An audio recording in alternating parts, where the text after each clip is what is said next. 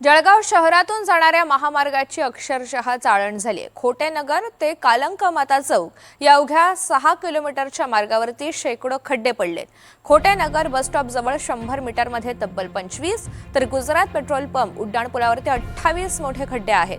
महामार्गावरील बायपास बंद असल्याने या मार्गावर वाहनांचा भार वाढलेला असून रस्त्यांवरील खड्ड्यांमुळे अपघाताचा धोका सुद्धा वाढला।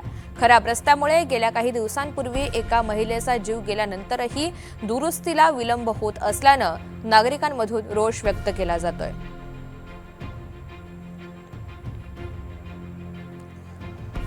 या हायवेने येणाऱ्या प्रत्येक चौकात गड्डे आणि ज्या ठिकाणी शहरात कनेक्टिंग रस्ते हायवे पासून ते रस्त्याला जो मधला पट्टा आहे तिथं माती टाकलेली आहे, त्या मातीला सुद्धा व्यवस्थित लेवल करून नीट करायची यांची मानसिकता नाही, यांची लायकी नाही। मी इथलं सांगतो, या ठिकाणी लोकांना अक्षरशः त्रास देत आहे, लोकांचा जीव जातोय।